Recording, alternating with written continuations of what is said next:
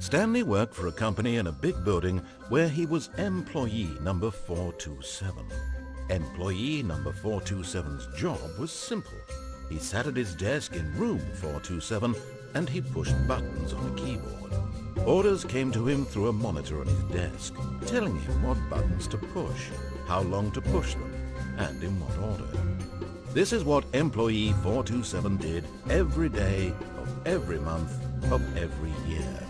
And although others might have considered it soul-rending, Stanley relished every moment that the orders came in, as though he had been made exactly for this job. And Stanley was happy. And then one day, something very peculiar happened. Something that would forever change Stanley. Something he would never quite forget. He had been at his desk for nearly an hour when he realized that not one single order had arrived on the monitor for him to follow. No one had showed up to give him instructions, call a meeting, or even say hi. Never in all his years at the company had this happened, this complete isolation. Something was very clearly wrong.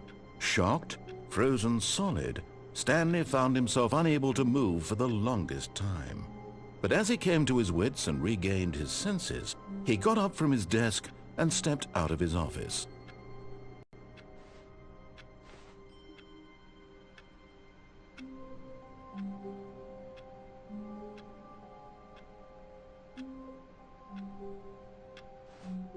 All of his co-workers were gone. What could it mean? Stanley decided to go to the meeting room. Perhaps he had simply missed a memo. No matter how hard Stanley looked, he couldn't find a trace of his co-workers.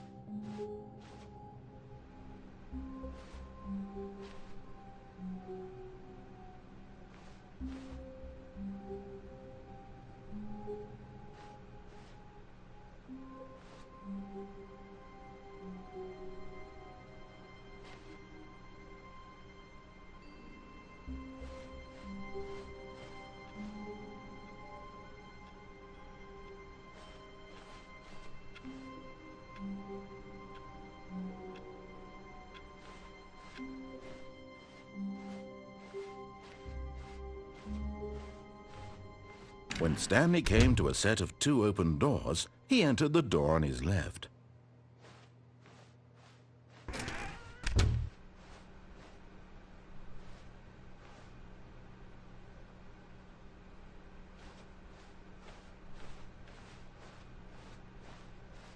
Yet there was not a single person here either.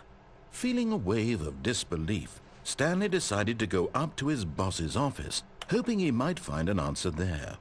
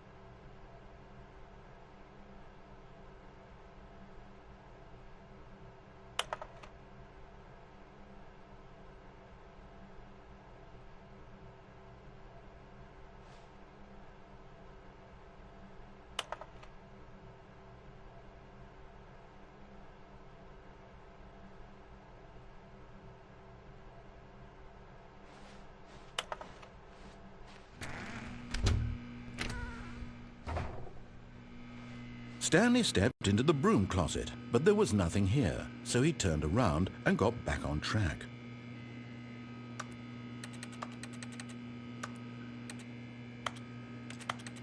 There was nothing here. No choice to make, no path to follow, just an empty broom closet. No reason to still be here.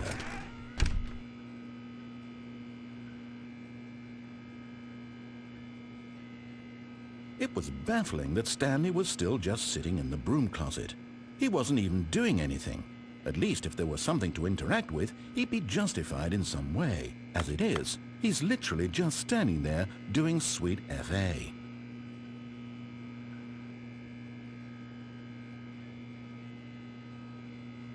Are you really still in the broom closet? Standing around doing nothing? Why? Please offer me some explanation here. I'm genuinely confused.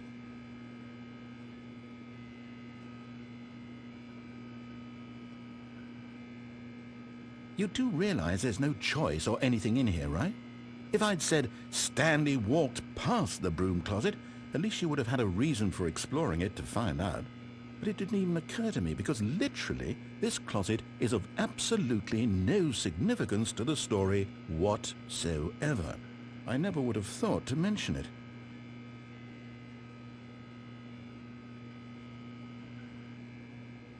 Maybe to you this is somehow its own branching path. Maybe when you go talk about this with your friends you'll say, "Oh, did you get the broom closet ending? The broom closet ending was my favorite." I hope your friends find this concerning.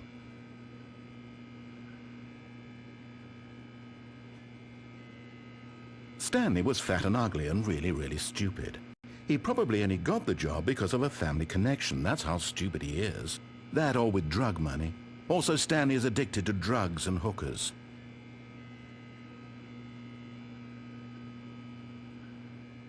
Well, I've come to a very definite conclusion about what's going on right now. You're dead. You got to this broom closet, explored it a bit, and were just about to leave because there's nothing here, when a physical malady of some sort shut down your central nervous system and you collapsed on the keyboard. Well, in a situation like this, the responsible thing is to alert someone nearby so as to ensure that your body is taken care of before it begins to decompose. Hello? Anyone who happens to be nearby? The person at this computer is dead. They have fallen prey to any number of your countless human physiological vulnerabilities. It's indicative of the long-term sustainability of your species. Please remove their corpse from the area and instruct another human to take their place, making sure they understand basic first-person video game mechanics and filling them in on the history of narrative tropes in video gaming, so that the irony and insightful commentary of this game is not lost on them. All right, when you've done that, just step out into the hallway.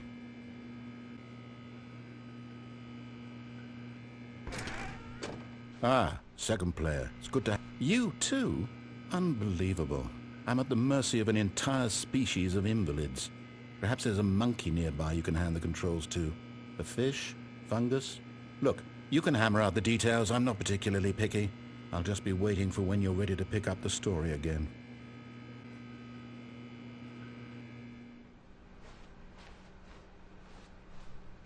Coming to a staircase, Stanley walked upstairs to his boss's office.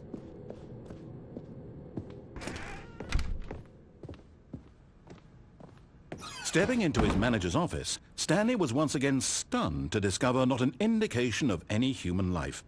Shocked, unraveled, Stanley wondered in disbelief who orchestrated this. What dark secret was being held from him?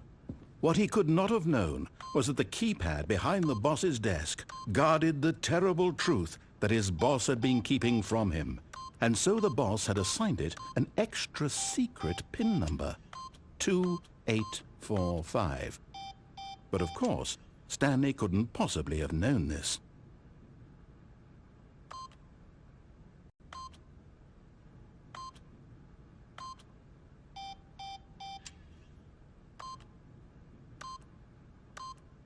Stanley just sat around twiddling his thumbs. Trying to input anything on the device was useless, since he could never possibly know that the combination was 2845.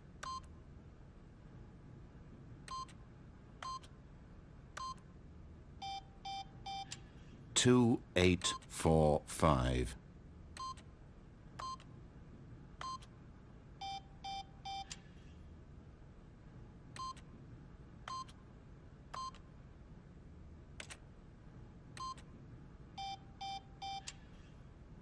Forgot, but it turns out that the panel's emergency override kicked in, and the door just opened all by itself, and Stanley got the hell along with the story. Well, whoop-de-doo.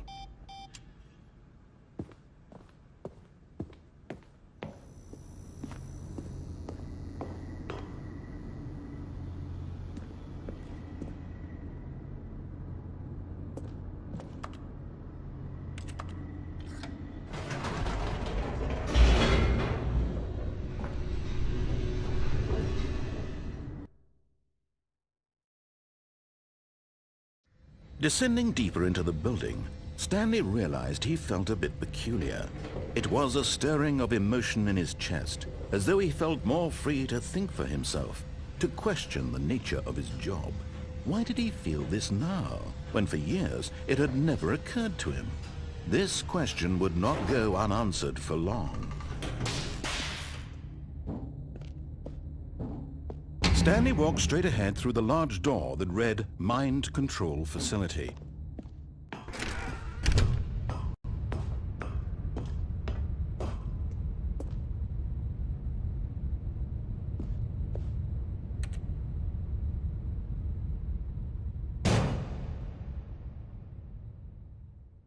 Aha! You've made it to the bottom of the Mind Control Facility. Welcome! You see, back when the Stanley Parable first launched in 2013, getting to the bottom of the Mind Control Facility was a bug that we simply didn't catch during development. And you all sent us lots of photos of it on Twitter and acted very superior about it. And you're all very, very clever. Good for you. Anyway, when it came time to update the game, we knew that we had to do something about this little goof of ours, so here you go. New content. You can call it the bottom of the mind control room ending, if that enhances your perception of the value of these updates. Isn't that what you crave? New content? Always more content, more content, more. And I'm here to give it to you. I'm here to make it seem like we really covered every nook and cranny of the game, with secrets and Easter eggs. How about this? We wrote a new piece of music just for this section. You won't hear it anywhere else in the game. It's a secret that's just for you. That's how special you are. We call this track, Good Job You've Made It to the Bottom of the Mind Control Facility. Well done.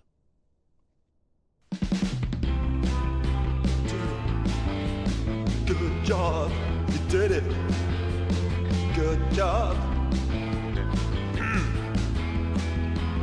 3, 2, 1. Good job, you made it to the bottom of the mind control facility. You jumped on the catwalk. You should have been careful. You should have been careful. It used to be a bug, but now it's an ending. Now it's an ending. I believe in you. I believe in your ability to cross this barrier and chase your dreams. Railings don't mean anything. Good job, you did it. Good job, you did it. Good job, you did it. Good job, you did it. Good job, you did it. Good job, you did it. Good job, you did it. Good job, you did it. Good job, you did it. Good job, you did it.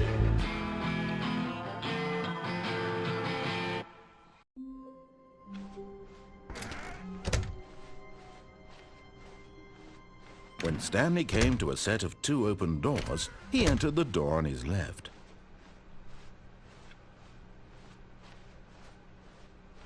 Yet there was not a single person here either. Feeling a wave of disbelief, Stanley decided to go up to his boss's office, hoping he might find an answer there.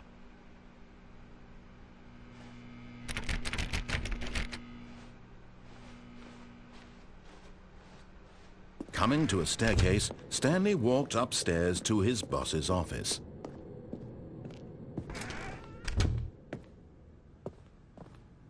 Okay, I think we all know the drill by now. Blah, blah, blah. Dark secrets, the keypad. Stanley pushes some buttons. Oh, hey, look, it's a new passageway. Quelle surprise.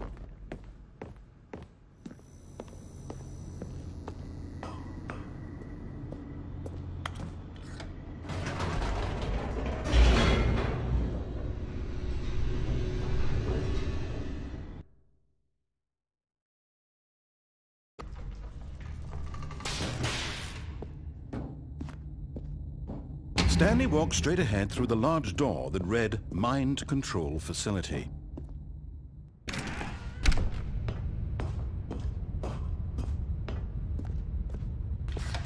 The lights rose on an enormous room packed with television screens. What horrible secret did this place hold? Stanley thought to himself. Did he have the strength to find out?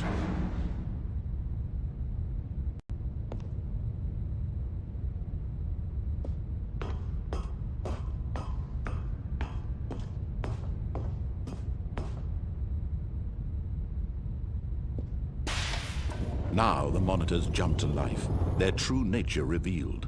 Each bore the number of an employee in the building, Stanley's co-workers.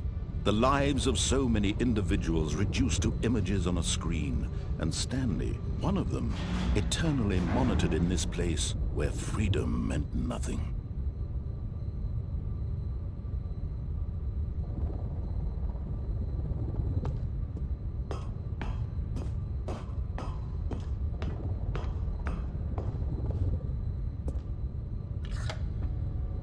This mind control facility, it was too horrible to believe. It couldn't be true. Had Stanley really been under someone's control all this time? Was this the only reason he was happy with his boring job? That his emotions had been manipulated to accept it blindly?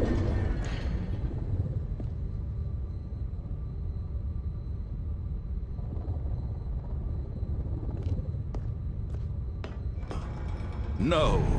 He refused to believe it. He couldn't accept it. His own life in someone else's control? Never! It was unthinkable. Wasn't it? Was it even possible? Had he truly spent his entire life utterly blind to the world? But here was the proof. The heart of the operation. Controls labeled with emotions. Happy, or sad, or content. Walking, eating, working, all of it monitored and commanded from this very place.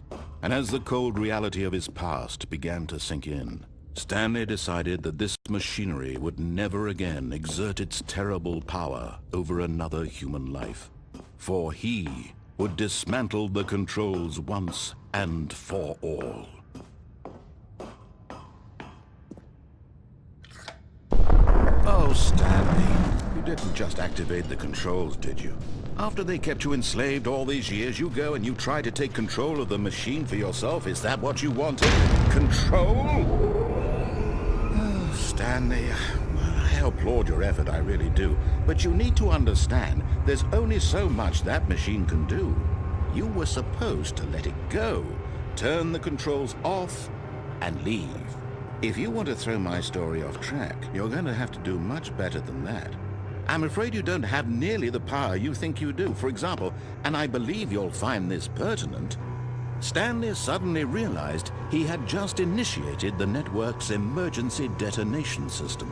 In the event that this machine is activated without proper DNA identification, nuclear detonators are said to explode, eliminating the entire complex. How long until detonation then? Let's say, 2 minutes. Ah, now this is making things a little more fun, isn't it, Stanley? It's your time to shine. You are the star. It's your story now. Shape it to your heart's desires. Oh, this is much better than what I had in mind. What a shame we have so little time left to enjoy it. Mere moments until the bomb goes off. But what precious moments each one of them is. More time to talk about you, about me, where we're going. What all this means. I barely know where to start. What's that? You'd like to know where your co-workers are? A moment of solace before you're obliterated? All right, I'm in a good mood. You're gonna die anyway. I'll tell you exactly what happened to them. I erased them. I turned off the machine. I set you free. Of course, that was merely in this instance of the story. Sometimes when I tell it, I simply let you sit there in your office forever, pushing buttons endlessly and then dying alone. Other times, I let the office sink into the ground, swallowing everyone inside, or I let it burn to a crisp. I have to say this, though, this version of events has been rather amusing. Watching you try to make sense of everything and take back the control wrested away from you, it's quite rich. I almost hate to see it go. But I'm sure whatever I come up with on the next go-around will be even better. My goodness, only 34 seconds left. But I'm enjoying this so much. You know what? To hell with it. I'm going to put some extra time on the clock, why not? These are precious additional seconds, Stanley. Time doesn't grow on trees. Oh dear me, what's the matter, Stanley? Is it that you have no idea where you're going or what you're supposed to be doing right now? Or did you just assume when you saw that timer that something in this room was capable of turning it off? I mean, look at you. Running from button to button, screen to screen, clicking on every little thing in this room. These numbered buttons, no, these colored ones, or maybe this big red button, or this door. Everything, anything, something here will save me. Why would you think that, Stanley? That this video game can be beaten? Won? Solved? Do you have any idea what your purpose in this place is? Stanley, you're in for quite a disappointment. But here's a spoiler for you. That timer isn't a catalyst to keep the action moving along. It's just seconds ticking away to your death. You're only still playing instead of watching a cutscene because I want to watch you for every moment that you're powerless.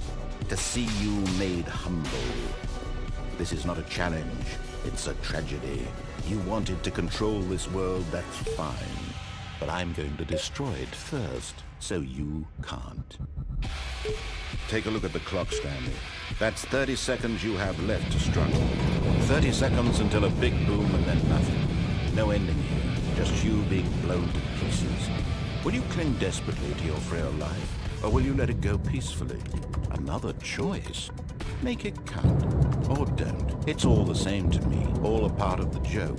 And believe me, I will be laughing at every second of your inevitable life from the moment we fade in until the moment I say, happily ever after.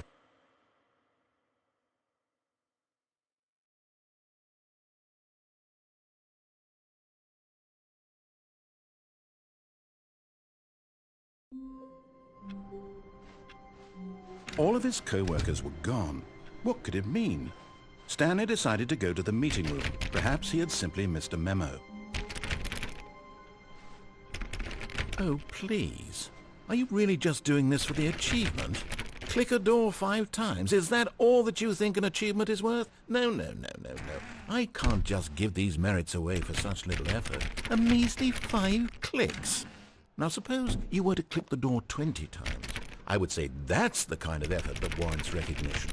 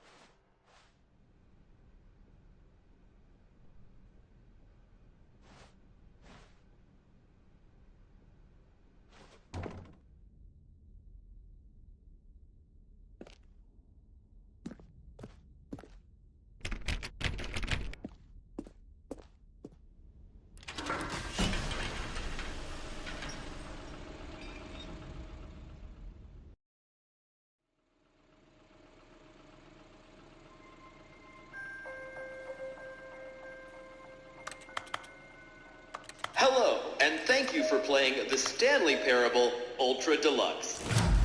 As you may know, the Stanley Parable was a video game released in 2013 on home computers.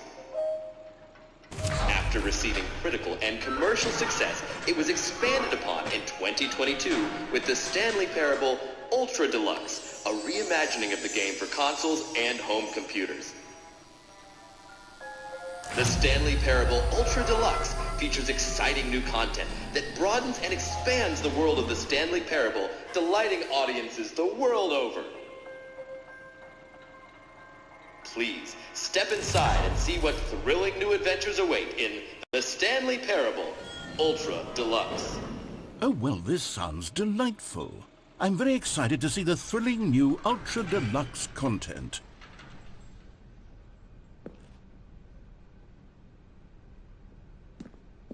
Okay, so far it's an elevator. Nothing special yet, but I'm sure it's just the beginning of a mesmerizing adventure.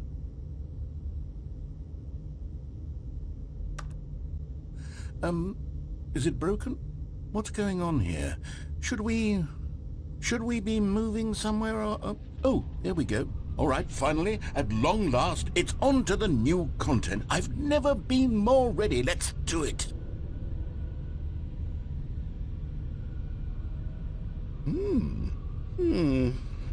I have to say, initial impressions of Stanley Parable Ultra Deluxe, mostly tedious. It's as if, Oh, okay. Let's see the content. Give me the content, Stanley.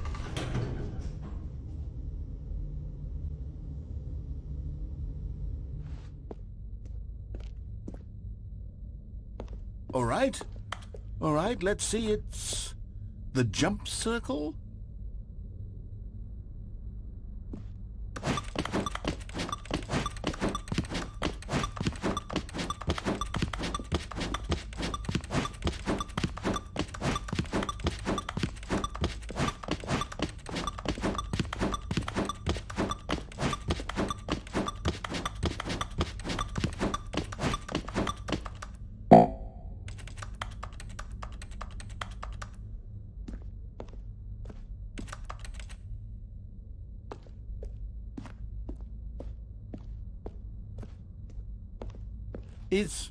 Is that it?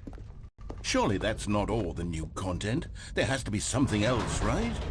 Goodness, another elevator. Stanley, I have to say, initial impressions of this game are not positive. It's just elevators and jumping. Is this what passes for exciting new content? If this is new content, then I could just read you the whole dictionary. There's 20 hours of new content right there. Hell, I could count to 30 trillion. You could put that on the box. The Stanley Parable Ultra Deluxe, now with over 1,000 hours of new content. And oh, wait. There's more. Very good. Yes. I knew there had to be something else. Let's see it. I'm ready for whatever it is.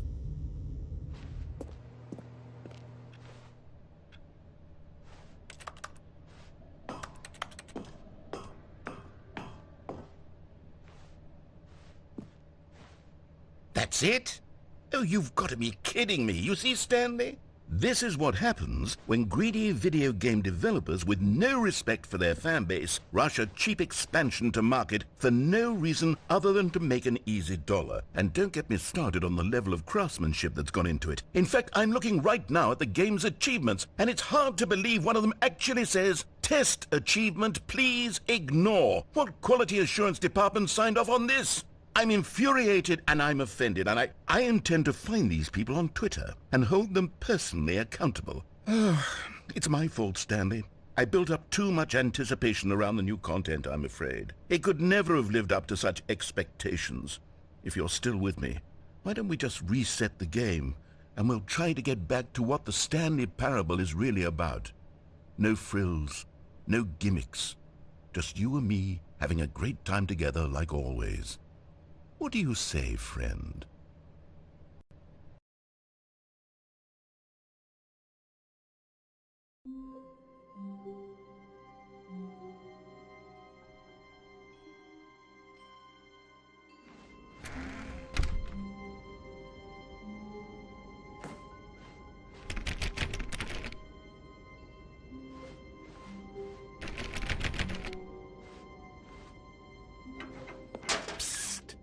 Stanley, come over here. In the vent. I want to show you something. Oh, you don't want to see the cool surprise I made for you? Well, fine. You're a dork anyway, so who cares?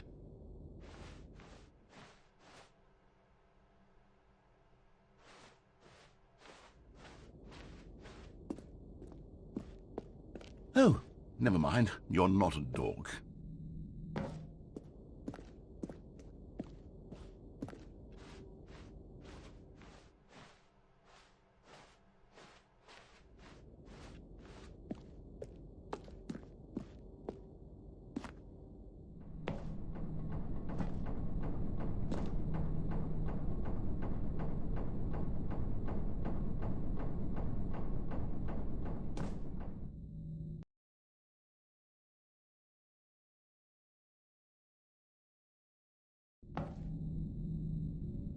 Okay, you remember how cheap and unsatisfying the new Ultra Deluxe content turned out to be? Well, it got me thinking about the past, and how much better the Stanley Parable used to be. So I made something special and tucked it away here where the game's developers won't find it. Just our little secret. Take a look. I call it the Memory Zone. It's where I've been storing all my favorite memories so I can relive the peak experiences of my life whenever I want. Experiences like the launch of the Stanley Parable on PC.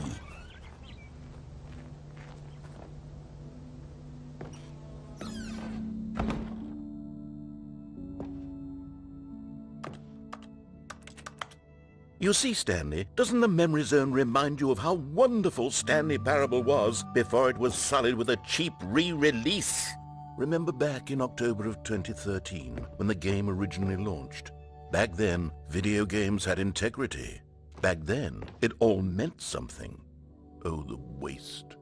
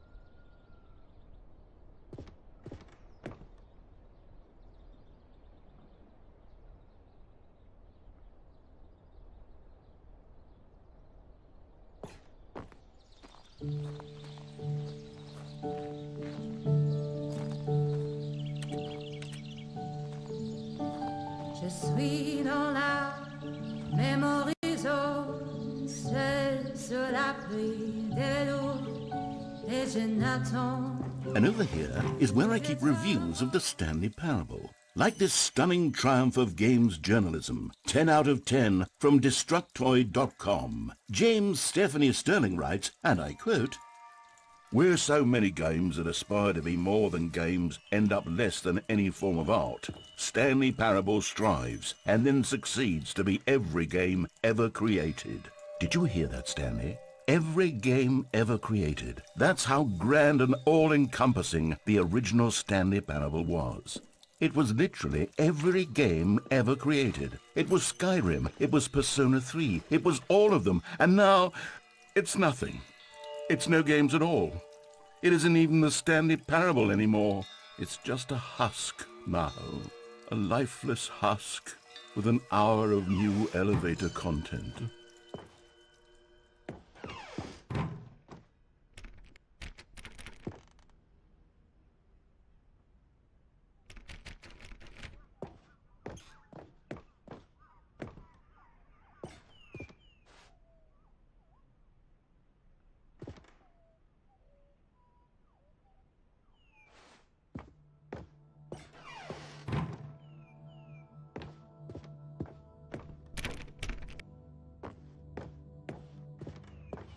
Here's another moving passage, this time from GameSpot.com.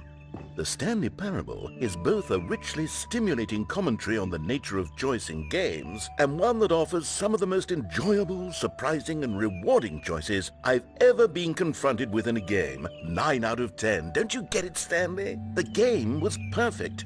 It didn't need anything else. It didn't need new content. It just needed to be left alone, to spend the rest of time collecting dust in the hallowed hall of beloved video game memories.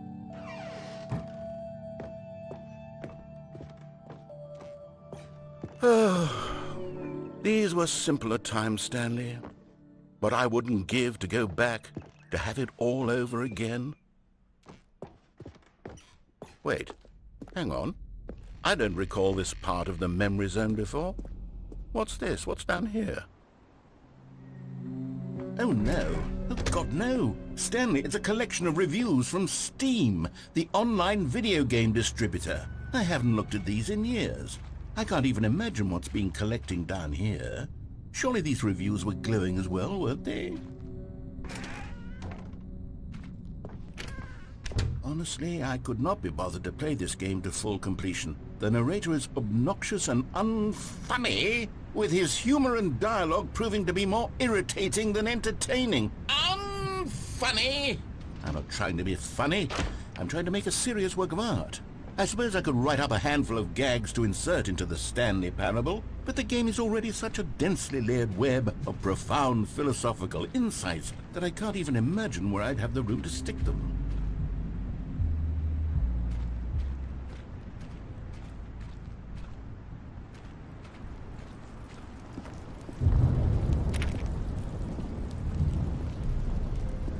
Okay, let's see what this one says. While the idea for the game is good, for someone who prefers non-linear games, this preachiness gets annoying fast. Preachy? Stanley? I'm not preachy, am I? You can tell me if I'm preachy. Honestly, you can. Oh, goodness.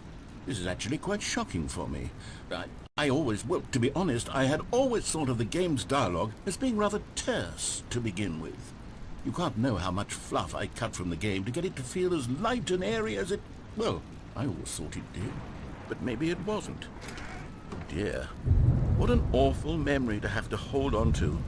These black marks on my otherwise unimpeachable track record. I feel like a failure. Like I let these people down. Perhaps the Stanley Parable isn't quite as sterling as I always remembered.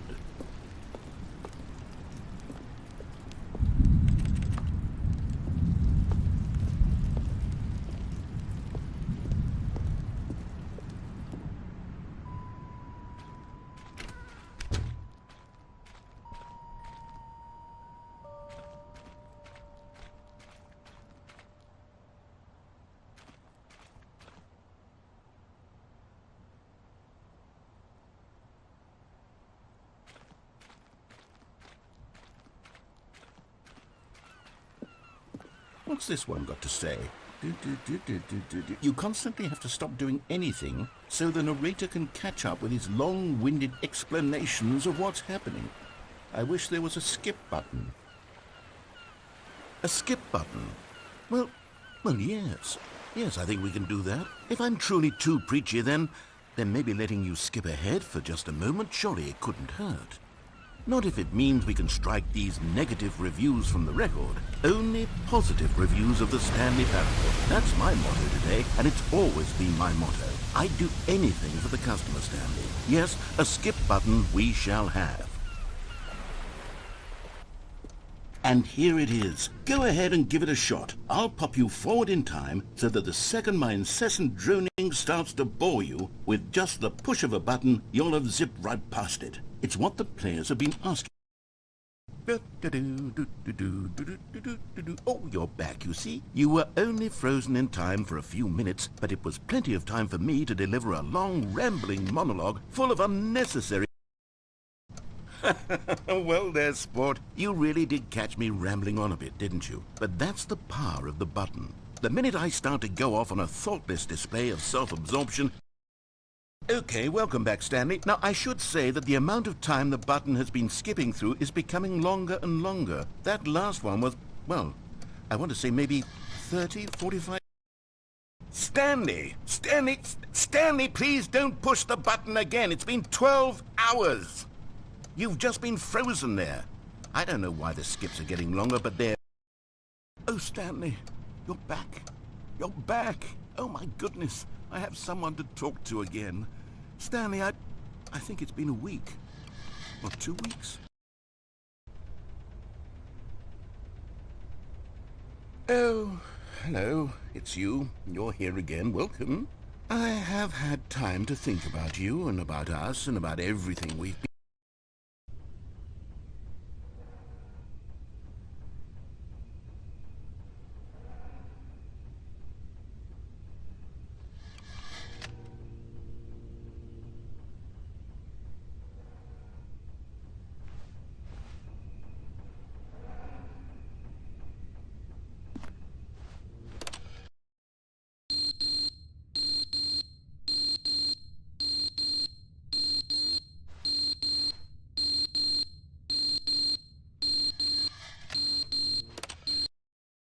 But they didn't understand the game was never meant to be funny. It was meant to have a point. It was meant to speak to the human condition. But where are the jokes? Where are the jokes? They bemoaned, they screamed, they gnashed their teeth and said, entertain us. It wasn't enough. They had to leave a pathetic little thumbs-down review and make all of their pitiful demands. But then, he's talking too much, they said. First, he didn't entertain us, now he won't shut up. It's the inconsistency, it's the lack of accountability. It's the unwillingness to examine with an uncompromising heart.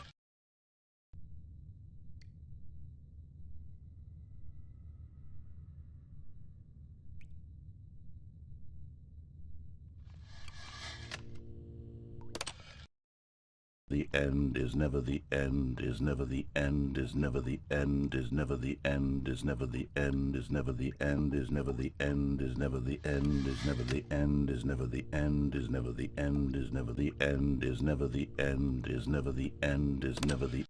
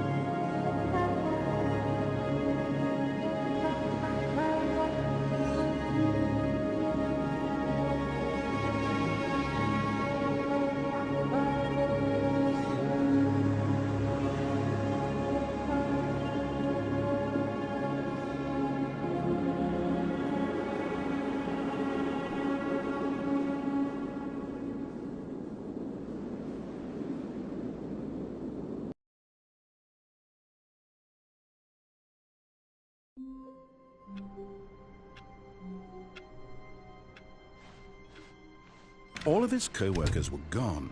What could it mean? Stanley decided to go to the meeting room. Perhaps he had simply missed a memo.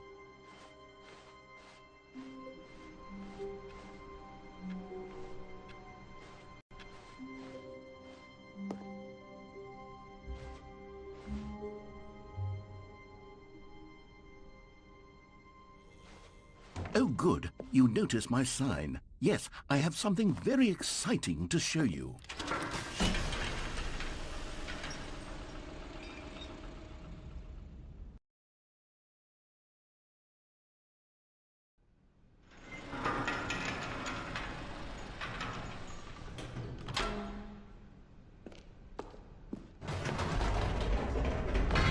You see, Stanley, I've been reflecting on the Stanley Parable and about how roundly disappointing this Ultra Deluxe version has turned out to be.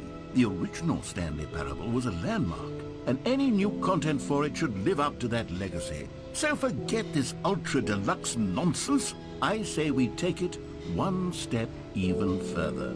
Which is why I'm very proud to announce for the first time ever, the Stanley Parable 2.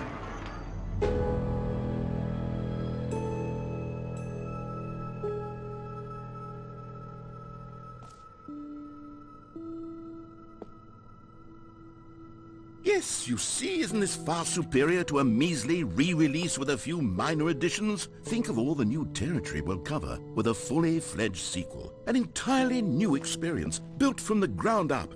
Why, there are so many possibilities. It could go in so many different directions. This is what fans have truly been asking for.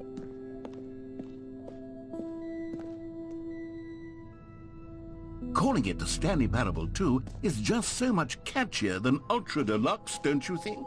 Ultra Deluxe? What does it even mean? But the Stanley Parable 2, now that's an artistic statement right there. It's future-oriented. It screams progress and innovation and long-term franchising potential.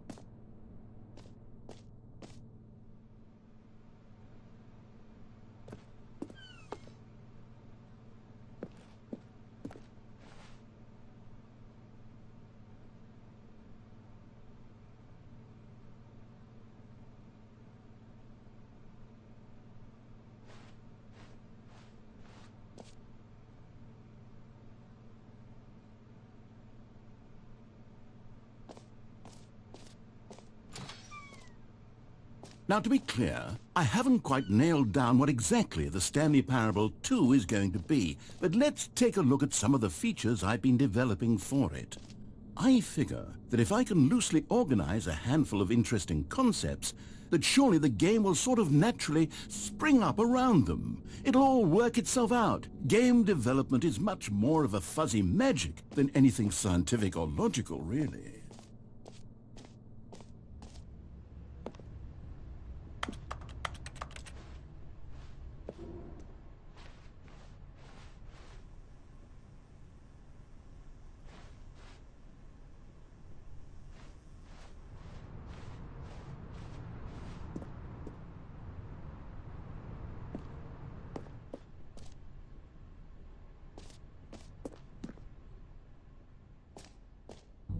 Here we are. Go on, try out some of the new features.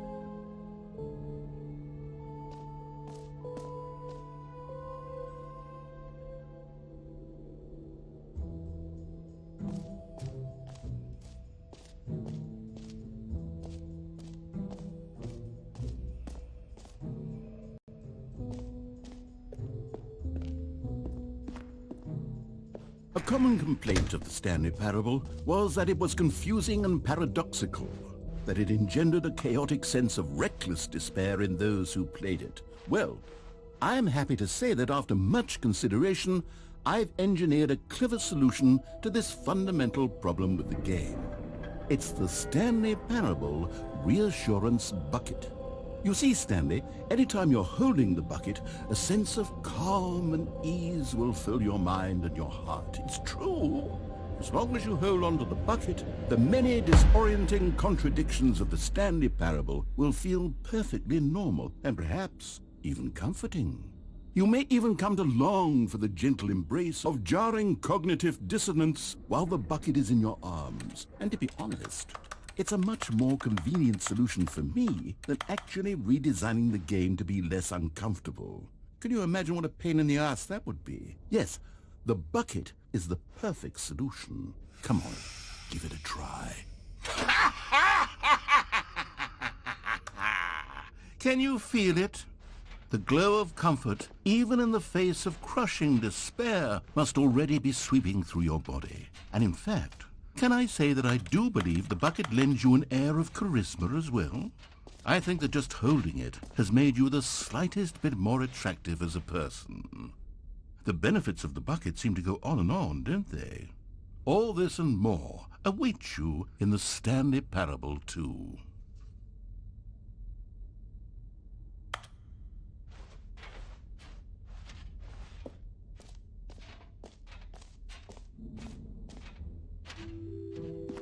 Does anyone give out awards for most enjoyable bucket in a video game?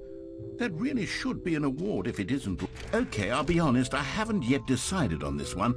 I think that in the new version, the office could use a bit of decoration, like balloons. But I'm undecided on Get Well Someday and Happy 12th Birthday. Which would you go with?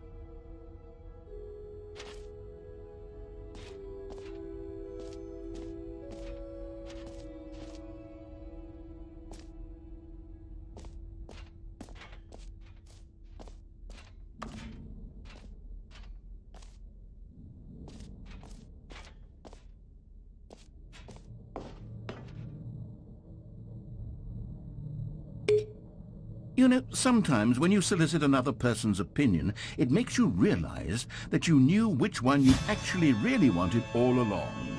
Happy 12th birthday, step-niece, it is. Or actually, maybe I should have gone with... No, I've made my decision, we're moving on.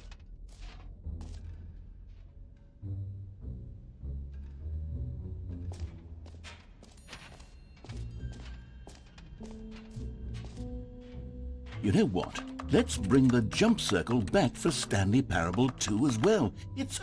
Oh, wait. You already spent all your jumps the first time we saw the jump circle? Oh well.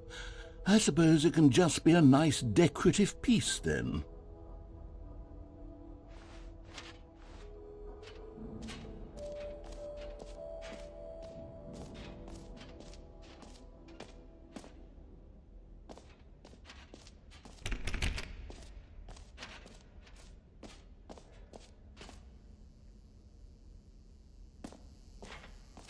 Now, here's something special.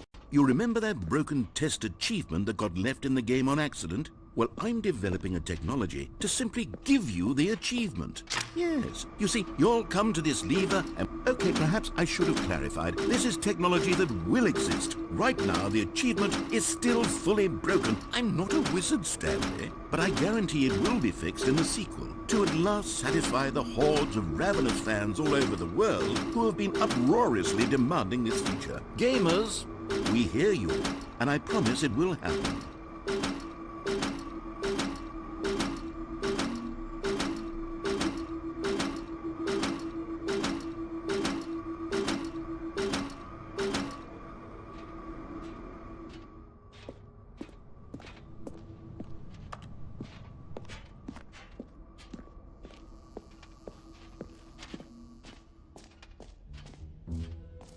What else? What other exhibits haven't we seen yet?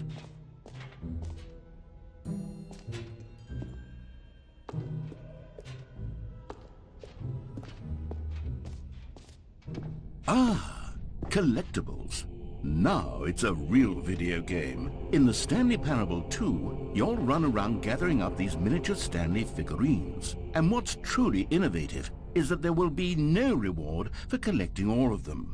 I don't want to stifle the intrinsic joy of watching a number go up. You simply collect all of them, and then you move the hell on with your unremarkable life.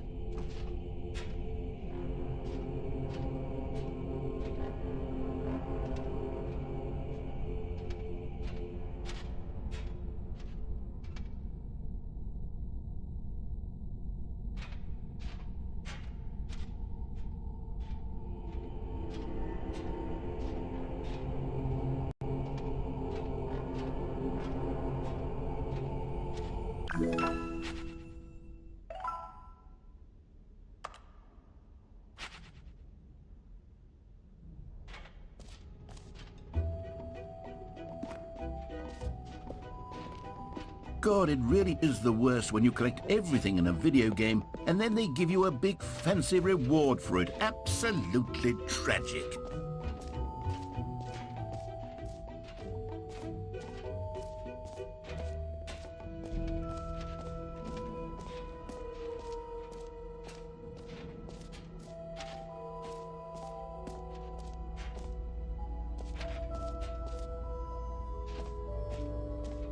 Stanley, here's an idea that I'm truly fond of. It's never been done before in a video game. This is in fact a hole that you can fall down forever. That's right, infinite falling.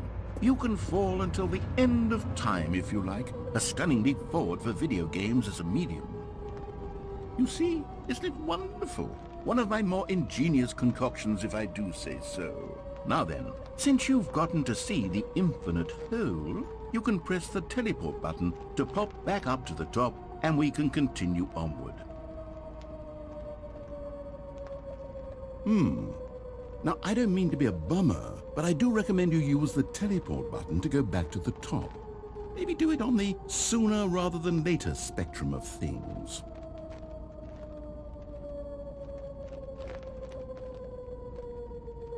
Okay, Stanley, I don't know quite how to say this tactfully, but it's possible that I slightly exaggerated the infinite nature of the hole.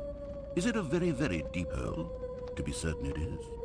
It's an extremely deep hole. I don't want anyone to say that it isn't an astonishingly deep hole. It is. Is it infinite? Well, that sort of depends on your definition of infinity. From one perspective, the infinite is merely philosophical in nature. It's more of a... Okay, well, good for you. You found the bottom of the hole. You found me out, Stanley. I'm a liar and a cheat, and you're so clever. Look, I think the issue here is just that you're unusually fascinated by falling. What normal person actually wants to fall infinitely? I figured the hole was as deep as anyone would actually need. Don't you put this on me. Maybe you're the problem. Look, things got a little heated there. I think we both said some things we didn't mean. Why don't we just put all this behind us and agree to just call the hole mostly infinite? If that works for you, then go ahead and press the teleport button to warp up to the top of the hole and we can move on. I'll just be up here when you're ready. Great. Now, I'm very... Oh, for heaven... You see, I was right. The problem is you. The problem is that you like holes too much. Not normal.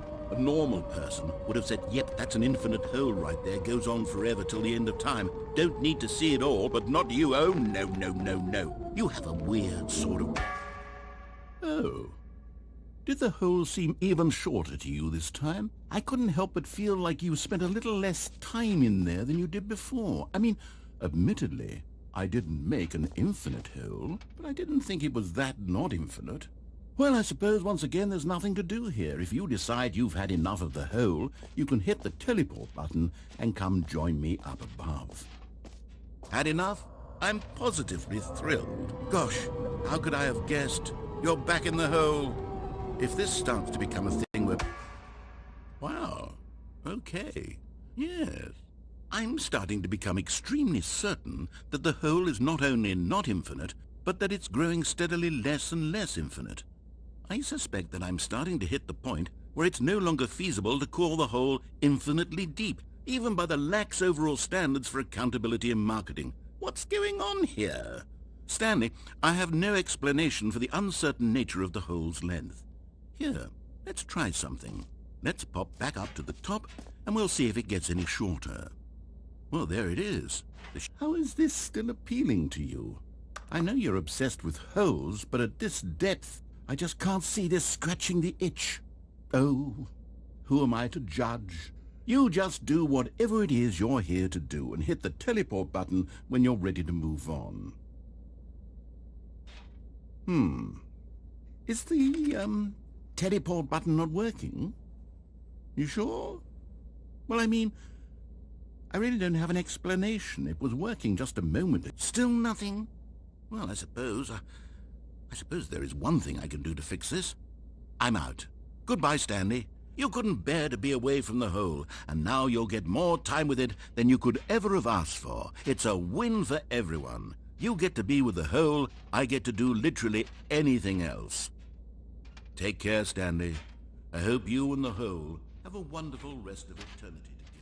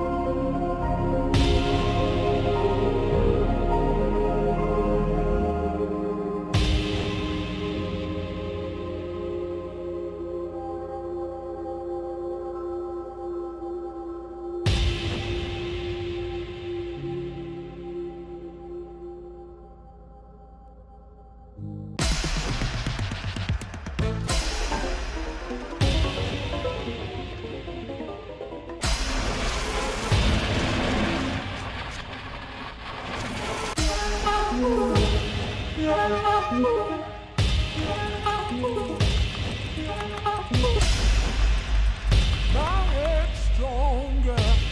You're no longer using up the space of mine. My head's stronger. Now you're no longer using up the space of mine.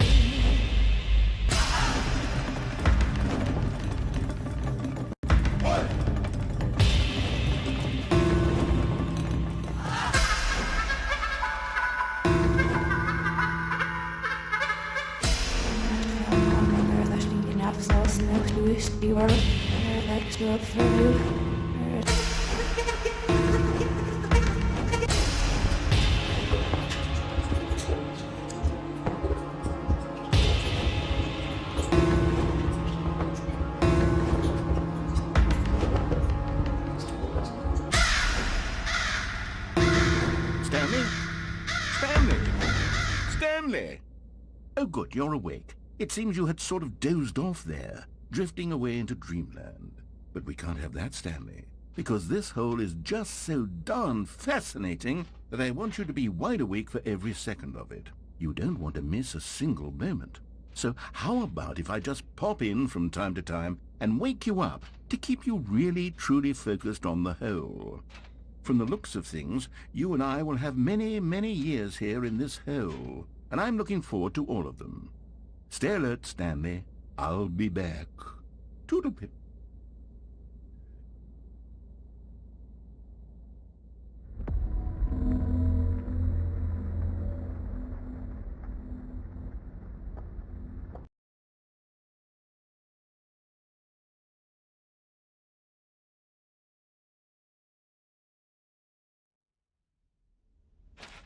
Here we are. Go on, try out some of the new features.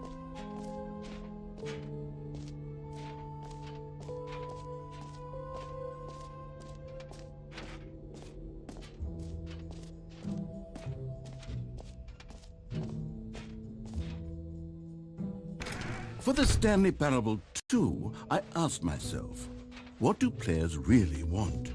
And of course, the first and most obvious answer is that they want to be individually recognized and validated as people. So with that in mind, my first addition to the game is this button which speaks the name of the person playing the game. Sorry, I should have clarified. Right now, the button only says the name Jim.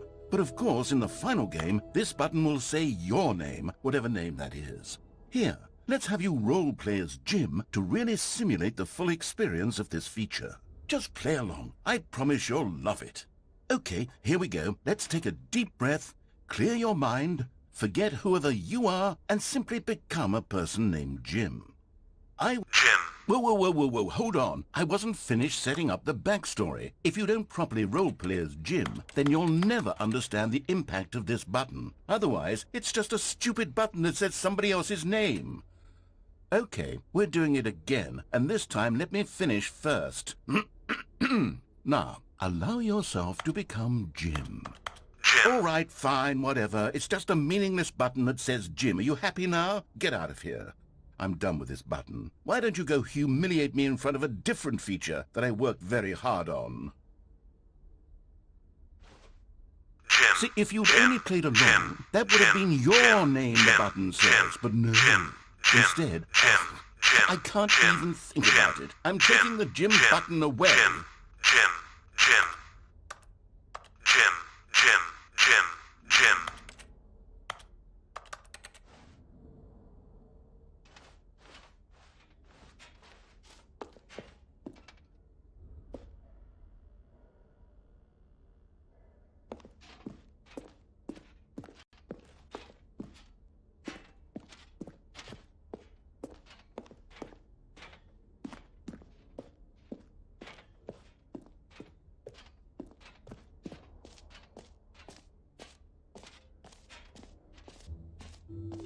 Maybe I'll only let people named Jim play the Stanley Parable too. They would appreciate what I've created here. An epilogue would be fun, wouldn't it, Stanley? Yes, it will go at the end of the, well, we'll figure that out later.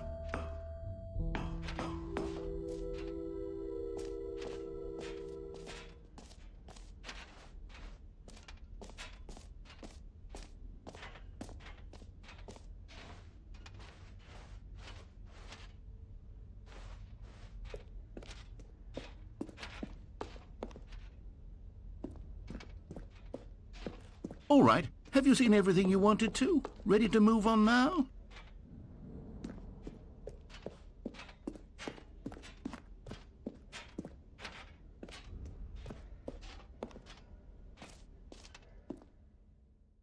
So, Stanley, what do you think? Do you like all of the new features? Yes, I know it's not exactly clear yet how exactly these features will come together as one single coherent video game, but I can feel it in my soul.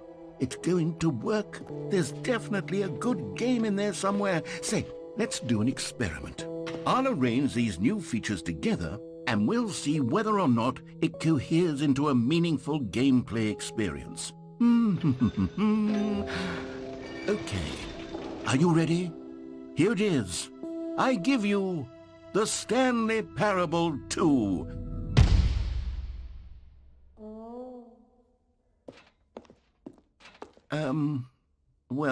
I mean, there's potential here, right? It's sort of... Okay, never mind. Hold on, let me do a different arrangement.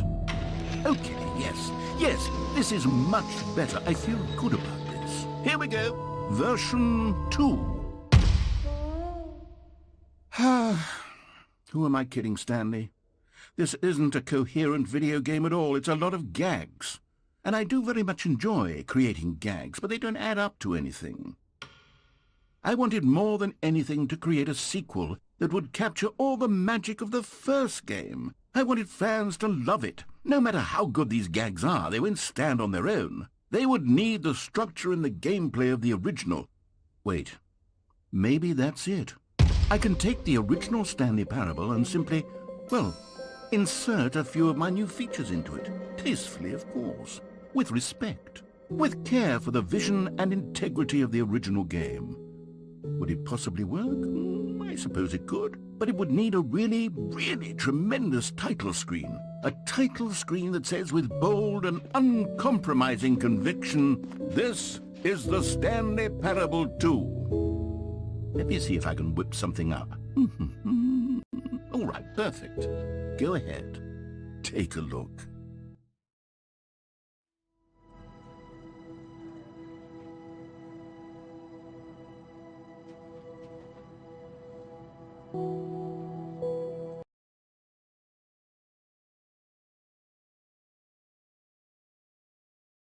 This is the story of a man named Stanley. Stanley worked for a company in a big building where he was employee number 427. Employee number 427's job was simple. He sat at his desk in room 427 and he pushed buttons on a keyboard. Orders came to him through a monitor at his desk, telling him what buttons to push, how long to push them, and in what order. This is what employee 427 did every day of every month of every year. And although others might have considered it soul-rending, Stanley relished every moment that the orders came in, as though he had been made exactly for this job. And Stanley was happy. And then one day, something very peculiar happened. Something that would forever change Stanley. Something he would never quite forget. He had been at his desk for nearly an hour when he realized that not one single order had arrived on the monitor for him to follow. No one had showed up to give him instructions, call a meeting, or even say hi. Never in all his years at the company had this happened, this complete isolation. Something was very clearly wrong. Shocked, frozen solid, Stanley found himself unable to move for the longest time. But as he came to his wits and regained his senses, he got up from his desk and stepped out of his office.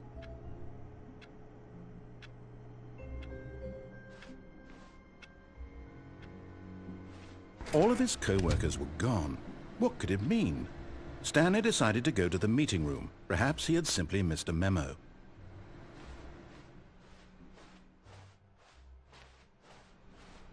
Stanley picked up the bucket.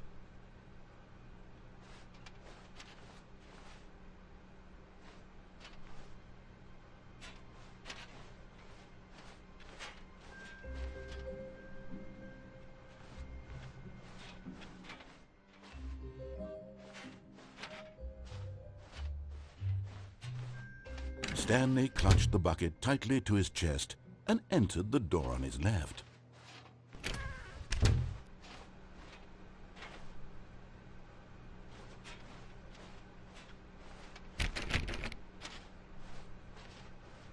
Still no one was here. Stanley needed the bucket's warmth and comfort now more than ever. Perhaps his boss's office was where he'd find answers. Oh, Stanley, can you feel it? The broom closet. It wants the bucket. You can feel that, can't you? The aura of jealousy? It's as clear as day. This broom closet believes it deserves the bucket. I can really feel it now.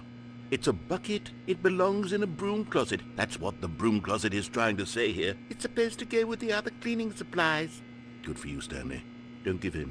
Don't hand over the bucket. I know how hard it must be, given the pressure that the broom closet is putting on your shoulders right now, but you have to be strong. This is your bucket. This is your companion and lifelong friend. You can't hand it over. Oh, no.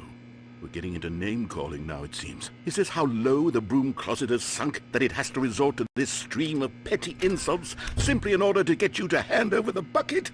Stanley, I never liked this broom closet for a variety of reasons, but even this is worse than I had imagined.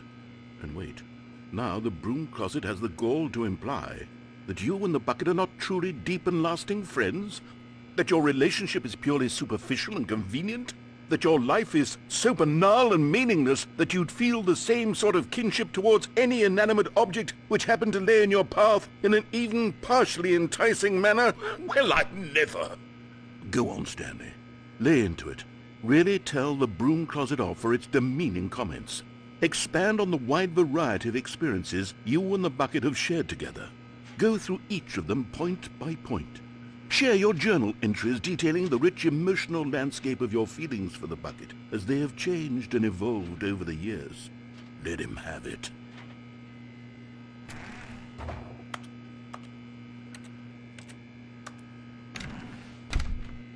Okay, I've got you something which I think will help settle this debate once and for all. Here we go.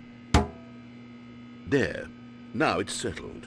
No more debate, no more discussion. Take a hike, broom closet, with all your meandering philosophical diatribes about the nature of cleaning supplies and their relationship to broom closets in the natural order of things.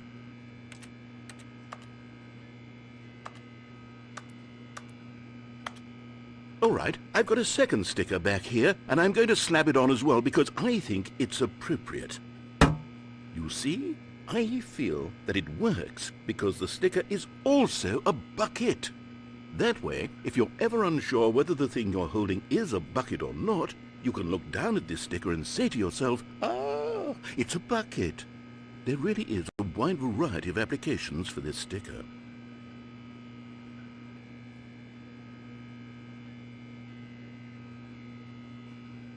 You know what?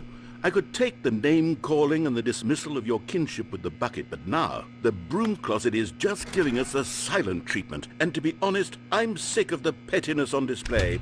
You can stay here all you like, but I've had it with this impetulant room of cleaning supplies. Easily the most childish such room I've ever been in. I'll see you outside, and we can get on with the story about you and your bucket.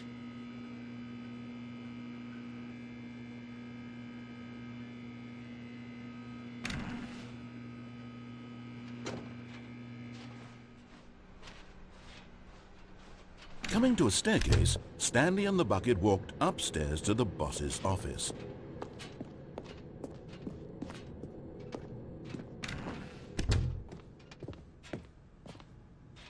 Stepping into his manager's office, Stanley was once again stunned to discover not an indication of any human life. Crushed by the weight of this revelation, Stanley may have broken down into an emotional dumpster fire if not for the soothing presence of the bucket. Even now, in his darkest of hours, did the bucket's warmth and guiding light pierce the dark clouds of confusion and chaos. It would be with him always. The bucket would, and he knew it. The two of them were inseparable. At this point, Stanley was so absorbed in the tender spiritual connection he shared with the bucket that he didn't notice the keypad behind the boss's desk. Nor in his bliss of simply being near the bucket did he have any notion that the PIN number for the keypad was 2845.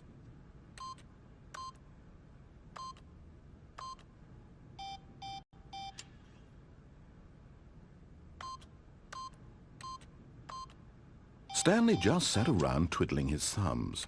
Trying to input anything on the device was useless, since he could never possibly know that the combination was 2845. But Stanley guessed the correct code by sheer luck. Was it that the bucket knew all along? Was the bucket guiding him? Yes, this is certainly the most logical explanation.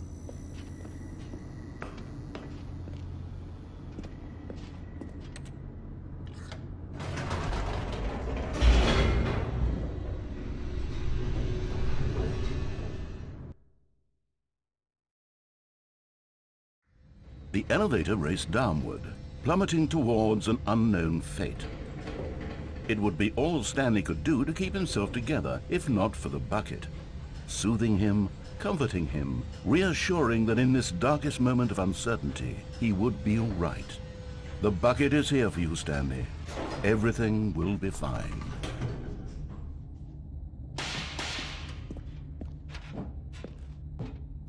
Stanley and the bucket walked straight ahead through the large door that read, Mind Control Facility.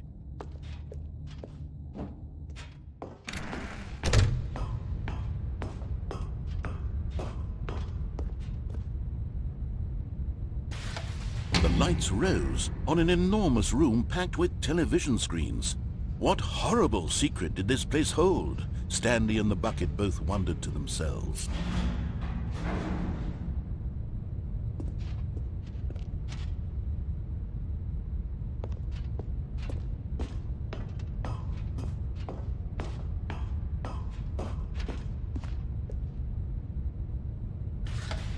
The monitors jumped to life, and Stanley nearly dropped the bucket in shock. Everyone in the office was being videotaped, monitored like guinea pigs. The bucket had never seen anything like this, and it very nearly burst into tears as Stanley cradled it gently, reassuring it that everything would be fine.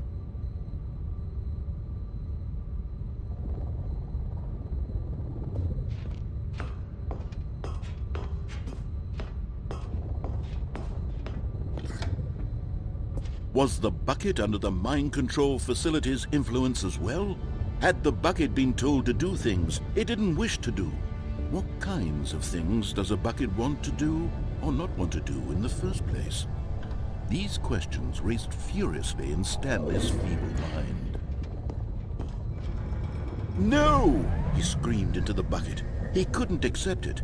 His own life in someone else's control, never! He squeezed the bucket tighter. His one friend in the entire world. At this point, he could trust no one except for the bucket. But here was the proof. The heart of the operation. Controls labeled with emotions, happy or sad or content. Walking, eating, working, all of it monitored and commanded from this very place. And as the cold reality of his past began to sink in, Stanley decided that this machinery would never again exert its terrible power over...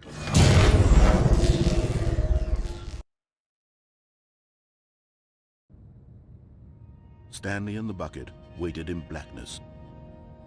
Was it over? Yes, they had done it. Stanley and the bucket had defeated their greatest and darkest enemy, freed themselves from the tyrannical grip of the evil mind control machine. Freedom was now mere moments away. Excitedly, the two of them began to discuss the kind of life they wanted to live once they stepped through this massive door. The bucket wanted to learn to roller skate. Stanley wanted to sneeze in every country on Earth. Both of them wanted to begin watching a movie, any movie, but then stop it halfway through and begin watching it in reverse from the end. True, it was a simple life they envisioned, but it was one they'd lived together, with one another to lean on, to trust, to support. What? Wait. What was happening? Why had the door stopped? Was Stanley and the bucket not about to be freed? An unbearable silence filled the room, lingering in uncertainty, until finally the truth hit Stanley square in the face. This building did not want the bucket to leave.